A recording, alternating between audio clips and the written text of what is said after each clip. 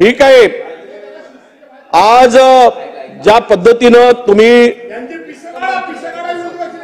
सभागृहामध्ये ज्या पद्धतीनं तुम्ही वागताय, हे अधिवेशन होत असताना तमाम महाराष्ट्रातील जनतेचे प्रश्न आणि त्या प्रश्नाला न्याय म्हणजे जनतेला न्याय मिळावं अशी आमची अध्यक्ष महोदय इथे येणाऱ्या प्रत्येकांची इच्छा असते. अध्यक्ष महोदय, मी आता माहिती घेतली अध्यक्ष महोदय, किती खोटं बोलावं आणि रेटून बोलावं. महिला बाल कल्याण आणि आरोग्य विभाग, ग्रामविकास मंत्री महोदय इकडे लक्ष द्या. तुम्ही जे सांगितलं ना ते रेकॉर्डवरून काढून टाका, कारण आरोग्य मंत्र्याचा कुठलाही प्रश्न नाही, महिला बाल विकास मंत्र्यांचा कुठलाही प्रश्न वरच्या सभागृहामध्ये नाही. एवढं तरी करू नका हो. अख्खा महाराष्ट्र अख्खा महाराष्ट्र बघतोय.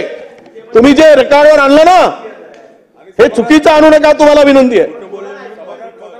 हे खोटं बोललंय अध्यक्ष महोदय, हे काढून टाकणार, आपण काढून टाकावं अशी माझी विनंती आहे आपल्याला. मी तुमच्याकडे माहिती देतोय, जर असेल सार्वजनिक बांधकाम खात्याचा आणि महिला बाल कल्याणचे प्रश्न, कुठे गेलाय मंत्री?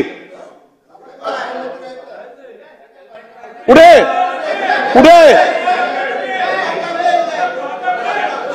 अरे महिला हे यांच्याकडे आहे काय?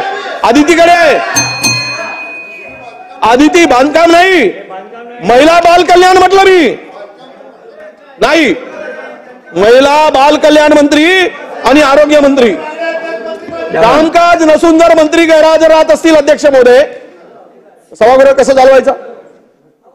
आणि तुम्ही आम्हाला सांगणार आम्ही बहुमताच्या जोरावर मंजूर करून घेऊ? हे बघा, तुम्ही मला सांगू शकत नाही, तुम्ही मला असे चालणार नाही. तुम्ही गपचूप बसलं पाहिजेत.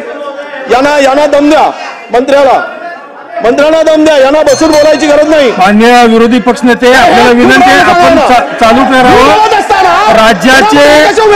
राज्याचे उपमुख्यमंत्री अजितदादा पवार साहेब या निमित्ताने आहेत उपस्थित. आपण चालू करावं. स्थानी बसून संबंधित मंत्र्यांना निरोप दिलेला आहे. मी काय खोटं बोलतो काय?